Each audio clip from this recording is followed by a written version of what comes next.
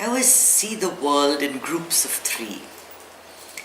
So there are those people that are the decision makers. They're the ones that, I decide and I do it. It's my decision. And then there are those that continually flip-flop. Yes, and maybe not, but on the other hand, you have those. And the third category that just goes along.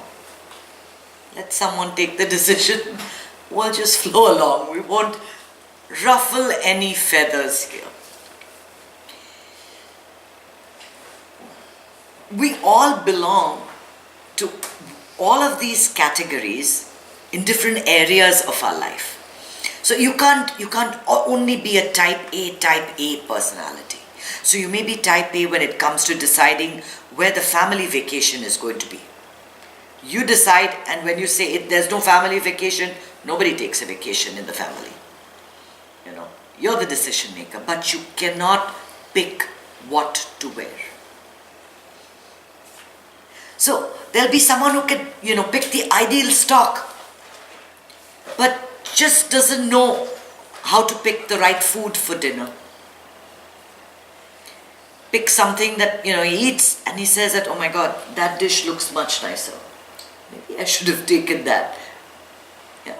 So we are decision makers in certain areas of our lives that we are comfortable with.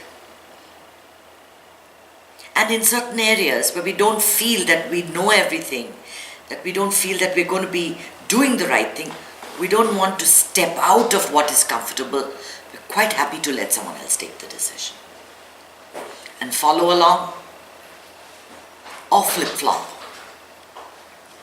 Probably the most dangerous person is the flip-flopper, because there is complete lack of commitment. And decisions are of different categories also, right? So most of us live in first world countries. The ones that are watching are probably also in first world countries. So we have first world problems. Shall I wear a pink dress or a blue dress? Shall I carry the Kate Spade bag or the Michael Kors bag?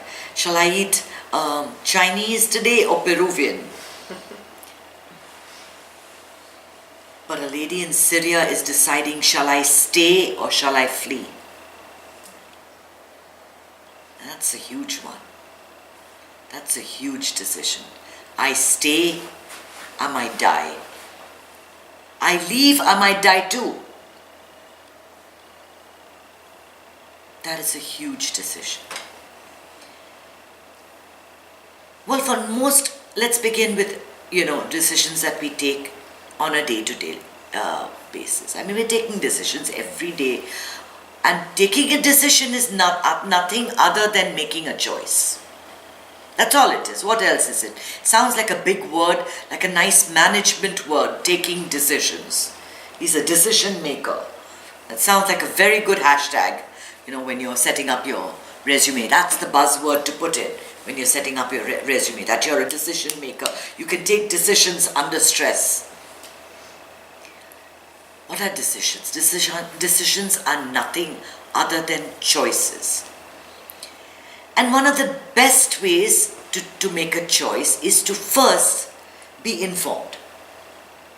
Because if you have no information about what is out there, then you might be going with just your emotion or your intuition or a feeling or a response which may not be the right thing to do.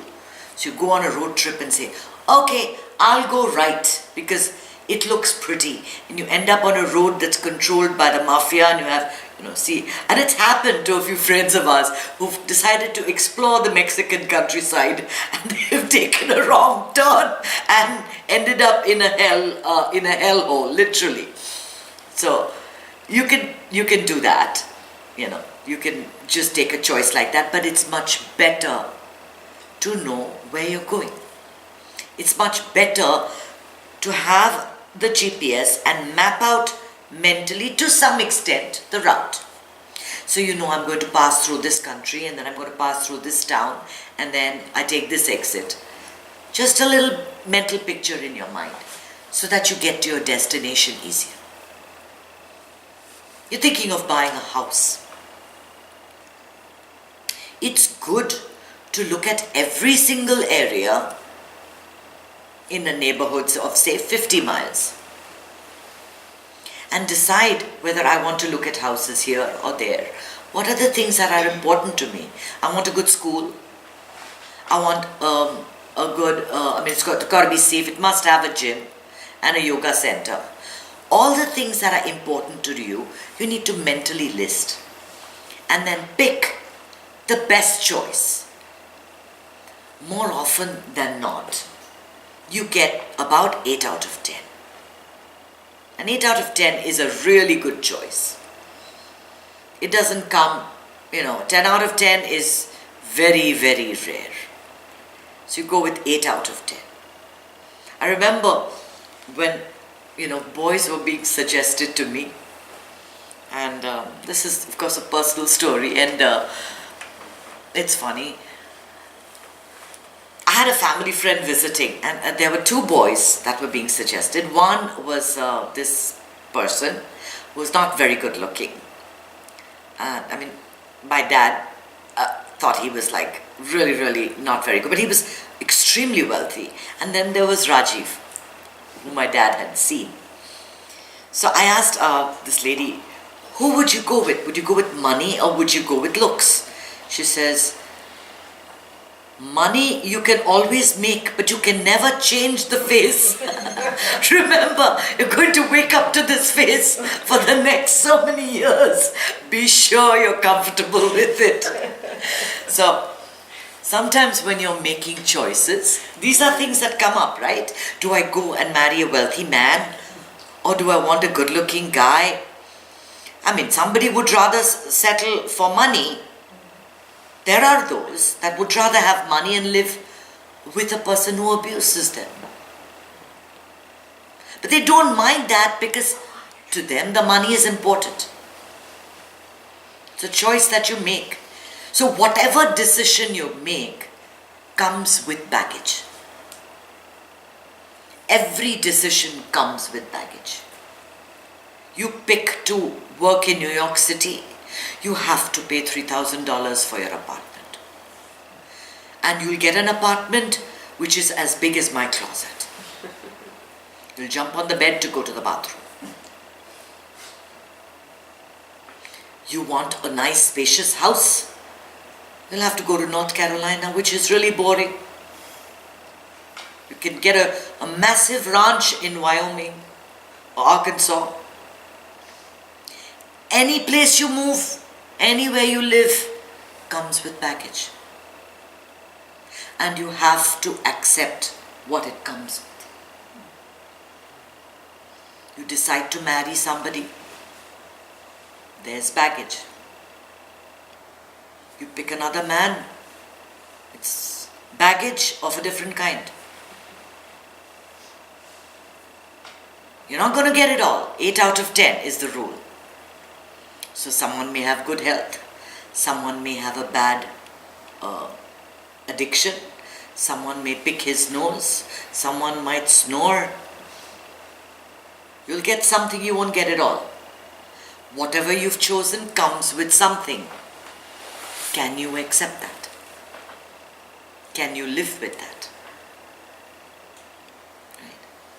Most often, we can't take good decisions because our emotions come in the way. What are the most common emotions that come in the way? Fear. Oh God, if I do this, it's forever. And forever seems like, someone's tying a noose around your neck and hanging you up, It's like, oh my God, it's the rest of my life.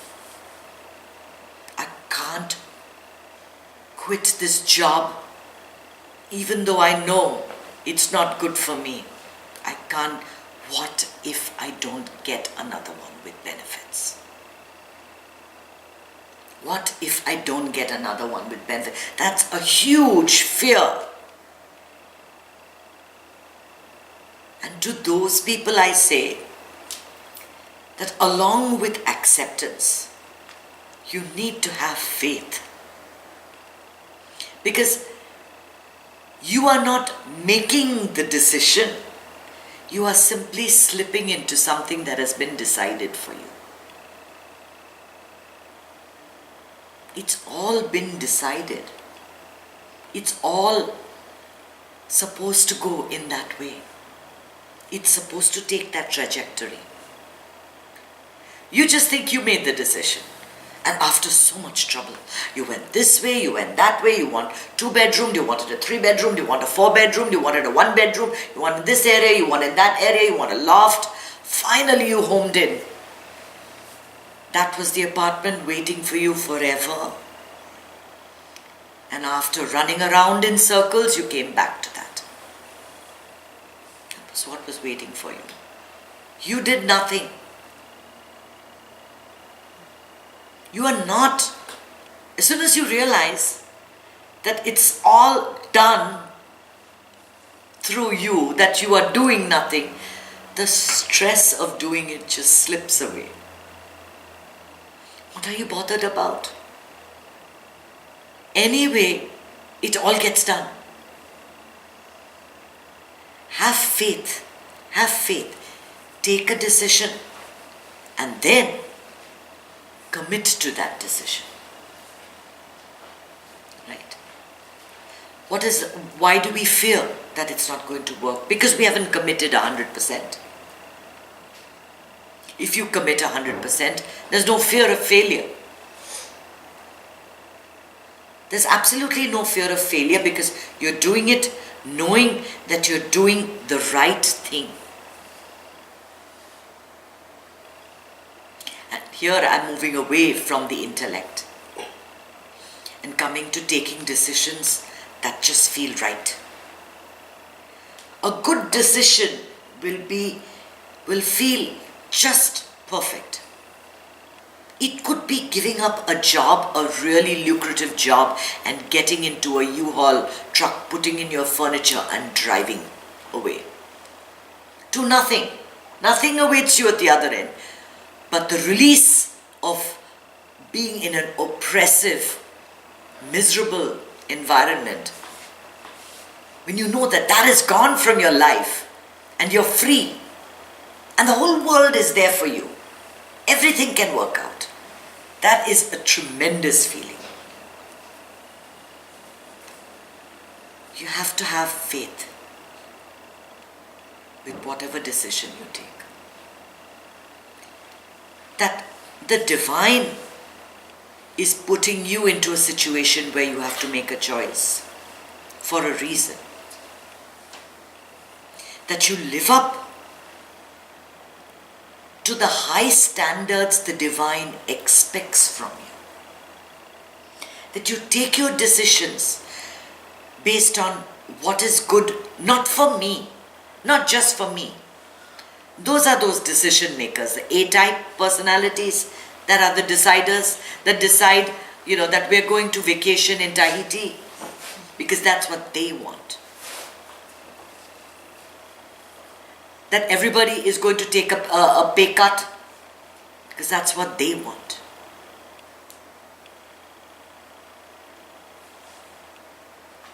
You take a decision based on how it affects others. A decision that is beneficial for the larger good of people always feels right, always feels good, is one that's inclusive. It is what the divine expects from you. A decision taken out of fear leaves you feeling unsettled. A decision made with love leaves you feeling completely fulfilled. Fear of not doing. So I perform the puja, the ceremony, because if I don't, my husband will die. That's what I've been told. So I do it. So I take the decision. So the decision not to do it fills me with fear. Oh my God, if I don't do it, then my husband might die. And I can't afford to do that. I can't afford to take a decision to do what feels right for me. I don't want to perform that puja, that ritual. But I'm so scared that if I do that, something is going to happen to my husband. I can't afford that.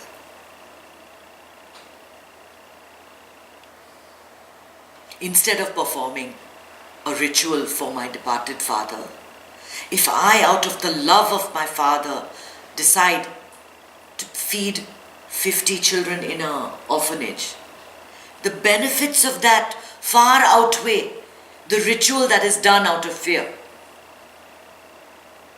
So when you take it, I'm just giving an example,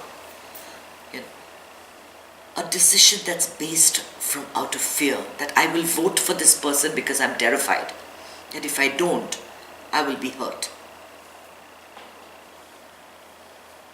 A decision based on fear never works well, never sits well.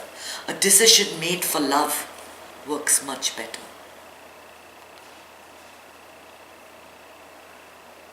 Does this person that I'm voting into office include everybody?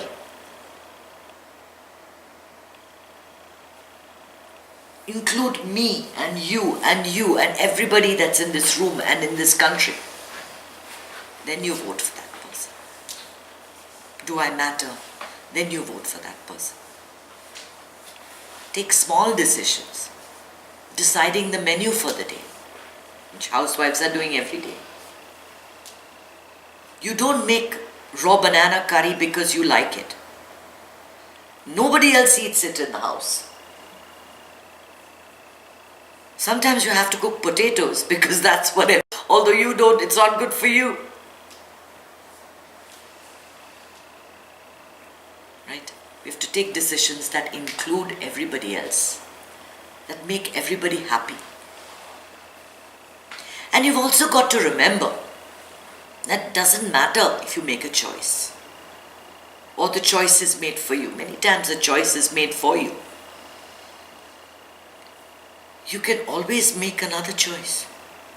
I mean, there is never a situation that you can't back out of. No commitment is completely irrevocable. Even a prison sentence has got a chance for a hearing. Even when you're convicted for something, you can go and you would think you're innocent, you can be heard in a court of law. I have never been in any situation where I felt that I am completely going under. But if I feel like the water's coming above my head and I'm sinking, I need to come up for air. I cannot let it bring me down. I need to change my route. And you can. You can. You move into a house and you find that there's leaks, there's, something else is happening, everything is going wrong in the house is coming apart. You can move into another house.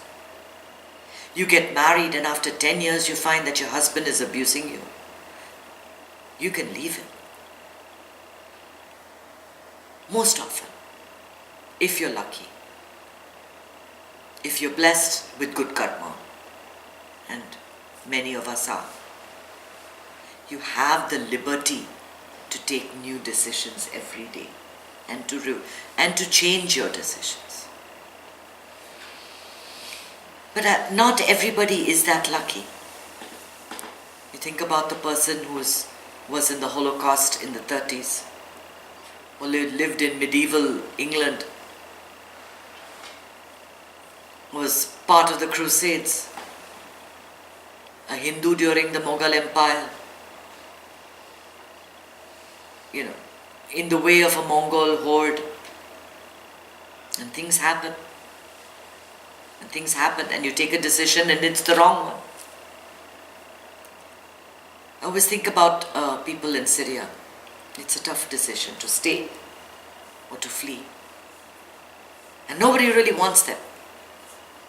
Everyone is scared that they might be getting terrorists into their country. They have a terrible situation. They have terrible decisions to make, to stay or to flee.